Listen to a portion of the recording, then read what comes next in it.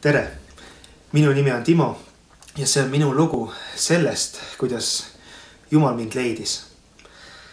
Eks varem sai elatud pöörast elu. Ei pööranud ma tähelepanu nendele küsimustele, mis praegu minu elus väga olulised on. Olid ajad, kui sai palju pidutsetud, palju möllatud.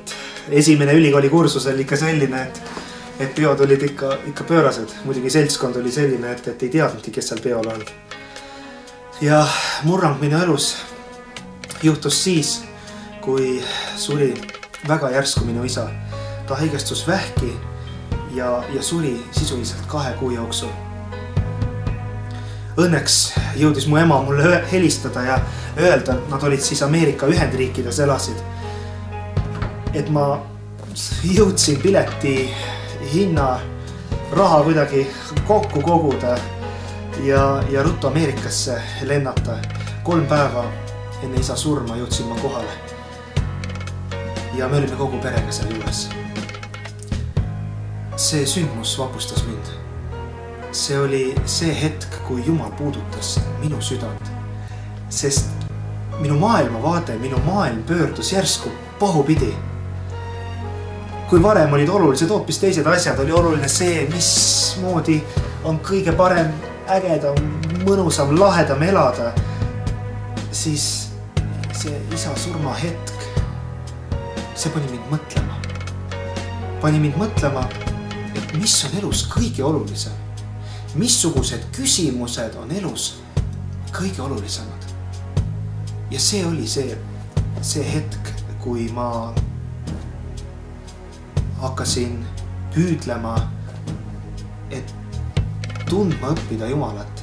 Hakkasin käima kirikus, mis tundus alguses küll väga ebamugav, sellepärast et inimene, kes ei ole oma elu varem Jumalaga elanud, see tundub alguses kuidagi ebamugav natukene. Aga ma otsisin, küsisin, pidevalt küsisin kõige väiksemaidki küsimusi, mis minu hinges hoopis oli. Ja Jumal vastas nendele küsimustele ja ta vormis mind tasapisi ja sellises olukorras, kui inimene hakkab alguses täitsa mõistuslikult Jumalale vastama, Jumalat otsima, siis hiljem Jumal tõeliselt puudutab inimese südant, sest inimene mõistab, et kõik need vastused, mida ta on saanud, et see on tõsi. Ja nii ma läksin ka usuteadust õppima. Läksin õppima, et saada vastuseid küsimustele. Ja õppimise käigus selgus järjest enam, et ma tegelen kõige olulisemate asjadega elus. Sest et elu ei ole kõik, mis meil on. Seesama elu, mis meil on, see ei ole kõige olulisem asi meie elus, sellepärast, et vaadake, see kunagi saab ju läbi. Ja kuidas me mõtleme oma elule siis, kui me ise oleme sellises viimases punktis, nii nagu minu isa oli. Mis on need asjad, mille me mõtleme, vaatame oma elule tagasi ja ütleme, et meil ei ole ainult jooksurada järel, vaid seal raja kõrval kasvavad ka puud, põõsad, suhted inimestega korras. Ja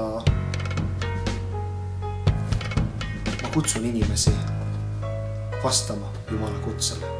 Kui Jumal teid vähegi puudutab, vastake, otsige,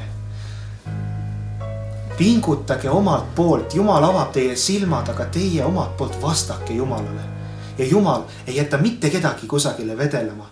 Jumal annab vastused õigel ajal.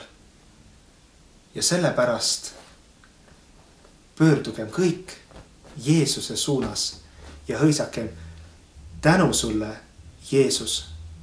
Tänu sulle, Issand Kristus, et sa oled meie ellu tulnud, et sa oled meid õnnistanud, et sa oled meie elule mõtte andnud.